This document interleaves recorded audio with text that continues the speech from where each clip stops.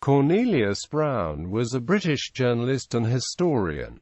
Brown's works. In 1874, 22-year-old Cornelius Brown was appointed editor of the Newark Advertiser in nearby Newark-on-Trent. Over the next 33 years, Cornelius Brown became the author of 7 major books, including the massive 2-volume History of Newark, which took 15 years to write, a Fellow of the Society of Antiquaries and a Fellow of the Royal Society of Literature. The Advertiser. Within months of taking the editor's chair, a young Mr. Brown was ready to buy a half-share in the newspaper, for which he paid Mr. Wiles £600. The two partners agreed that until a working fund of £300 had been created out of the profits, neither would draw more than £8 a month for the profits for his own use. Mr. Wiles was to manage the business side while Mr. Brown was in charge of editorial matters. The Advertiser was being printed in Nottingham because there were no adequate facilities in Newark, but young Mr. Brown found this a tedious disadvantage, and in 1880 the firm took premises at the corner of Appleton Gate and Magnus Street to house a Wharfdale printing press. Cornelius Brown married and set up home at Almar House, Westgate, Southwell. It was there that his first child was born in 1881. She was named Ethel and later became Mrs. R. P. Blatherwick. Cornelius Brown already had one book to his credit, The Annals of Newark, and in 1882 came The Worthies of Nottinghamshire. Then Mr. Brown laid his author's pen aside for 3 or 4 years to concentrate on the second important step in the Advertiser story. The Newark Advertiser Co. Limited was incorporated on the 19th of September 1882. 6 weeks later, half a dozen men met at the Middlegate offices of solicitors Newton and Wallace.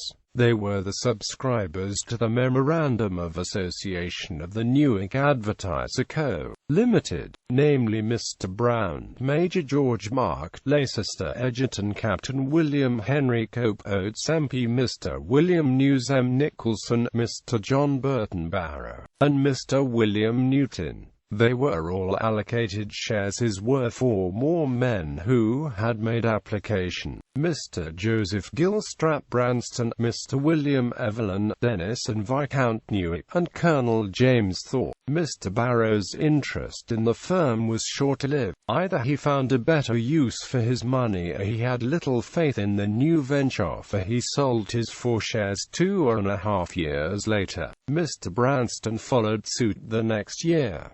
But at that meeting in 1882 the company got off the ground. Major Egerton was made chairman and Mr. Brown was appointed secretary, manager and editor at a salary of £200 a year. The salary remained unchanged for 21 years, at the end of which time Mr. Brown himself proposed that it should be cut to £156 because he was handing over the responsibility of night work to a younger man. Under young Mr. Brown's editorship, the Advertiser continued to flourish. The board spent 50 shillings on a treat for the workmen to celebrate Queen Victoria's Golden Jubilee, and though it was also decided to buy a new printing press, Mr. Brown later reported that he could alter the present one to make it do. The economy-minded Mr. Brown was still travelling daily from Southwell, but in 1889 a house was built for him next to the works.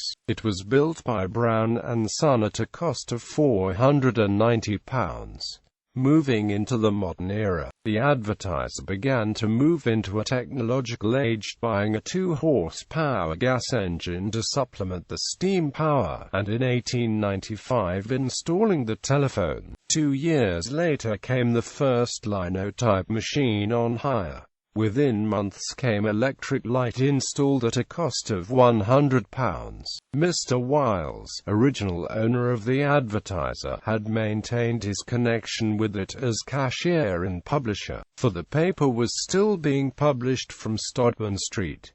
When he died in 1900, he was succeeded by his son Mr. Herbert Wiles. It is a fact of life that newspapers thrive on bad news, and in February 1901 Mr. Brown was able to report to the board that, owing to the death of Her Gracious Majesty, they had been exceptionally busy and the paper from the last 3 weeks had sold extremely well. It was in 1903 that Mr. J.C.Q. came onto the advertiser scene in a significant way. He had already been writing for the paper for some years and also ran a coal business at Beaumont Cross. He was later to be chairman of Newark Rural District Council for 21 years and during that time served 2 years as mayor of Newark. Handing over the reins, Mr. Brown at the age of 51 decided to hand over some of his editorial responsibilities to Mr. Q, who was then 35.